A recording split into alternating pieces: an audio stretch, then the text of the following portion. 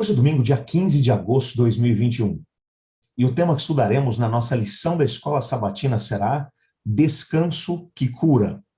O texto que serve como base para o nosso estudo de hoje é Marcos capítulo 2, versos 1 a 4, que diz assim: Dias depois entrou Jesus de novo em Cafarnaum, e logo correu que ele estava em casa. Muitos afluíram para ali, tanto que nem mesmo junto à porta eles podiam achar lugar. E anunciava-lhes a palavra. Alguns foram ter com ele conduzindo um paralítico levado por 4 homens. E não podendo aproximar-se dele por causa da multidão, descobriram um eirado, no ponto correspondente ao que ele estava. E fazendo uma abertura, baixaram o leito em que jazia o doente. Você está no canal? Eu estudo a lição com o pastor Samuel Camilo.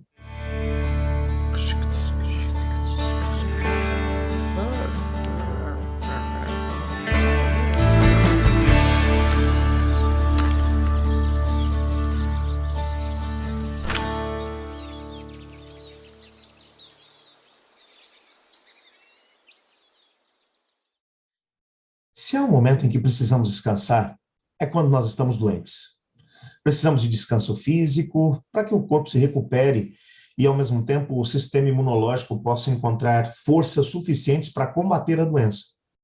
Frequentemente, nós precisamos também de descanso mental. Às vezes a situação não envolve nem um risco de morte, como às vezes é só um resfriado ou uma enxaqueca. Às vezes nós ficamos deitados e tentamos não pensar em tudo aquilo que deveríamos estar fazendo, mas simplesmente não conseguimos porque a doença chegou, porque bateu na porta da nossa casa, seja ela mais complicada ou menos complicada. Às vezes, quando é algo potencialmente mortal, nós ficamos acordados e nos preocupamos com os resultados dos exames médicos. Muitas vezes perguntamos o porquê. Isso é tão comum. Será que aquele estilo de vida pouco saudável finalmente nos afetou? Será que foram as drogas que usamos nos últimos 20 anos? Talvez o sobrepeso que levamos nos últimos anos e que agora está cobrando sua fatura? Estaria Deus simplesmente nos punindo por aquele pecado secreto que ninguém mais conhece? Essas são questões que vêm à nossa mente quando a doença bate na porta da nossa casa. E são questões que, principalmente numa época como essa de pandemia, muitas pessoas têm feito. Se eu dissesse a vocês quantas pessoas têm me ligado e dito assim, pastor, por que que algumas famílias boas parece que acabam tendo que enfrentar a situação do Covid e outras que, às vezes a gente vê algumas pessoas que nem temem a Deus, passam de forma ilesa, pessoas que sofreram perdas, que dizem, pastor, será que Deus está me punindo por uma situação que eu vivi lá atrás? Será que... E assim a gente vai percebendo nitidamente que a maior parte das pessoas acaba tendo dificuldade de poder entender a razão mais básica de todas, por que sofremos. Essa questão já está no âmago da humanidade desde que o pecado entrou aqui no nosso planeta. No nosso guia de estudos hoje, o autor foi buscar no livro Desejo às Nações, nas páginas 267 a 271, algumas das questões que estavam envolvidas na história daquele paralítico que foi levado a Jesus. A história é essa que nós lemos na introdução do nosso estudo de hoje. E é exatamente nessas páginas que nós obtemos um contexto da história. O paralítico havia feito coisas das quais ele não se orgulhava. Tinha tido uma vida pregressa. Sua vida pecaminosa tinha causado a doença.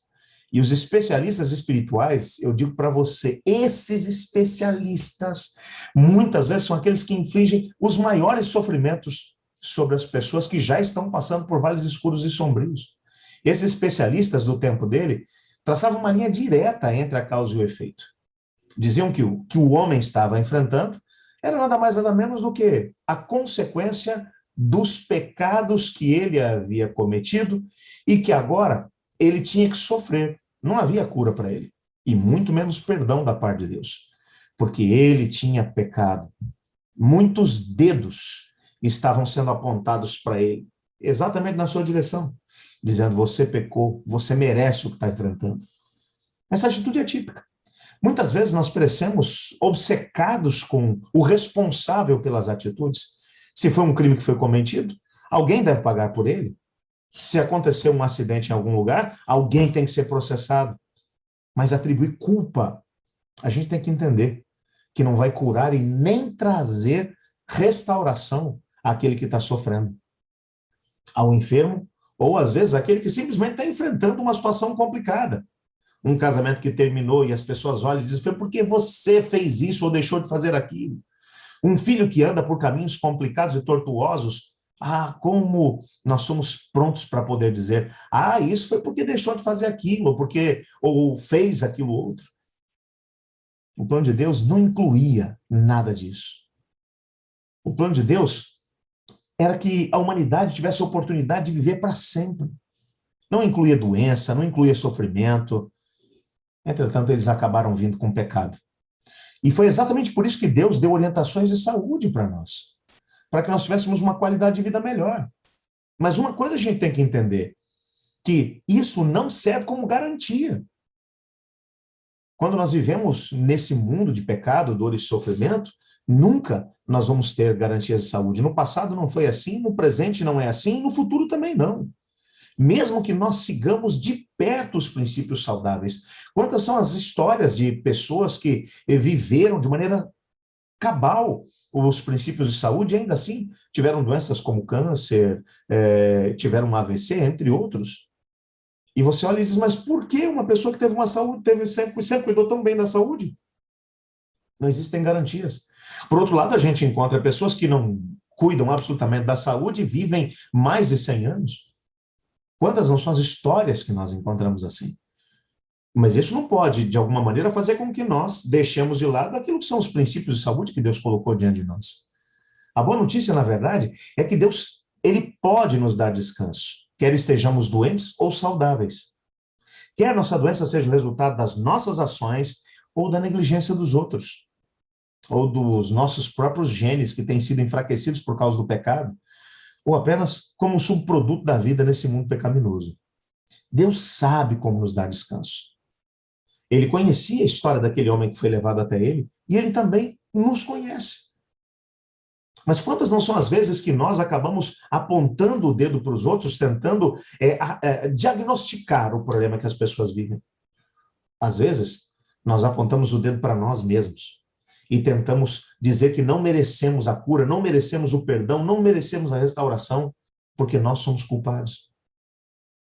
Encontrar os culpados nunca, em nenhum momento, vai resolver os problemas.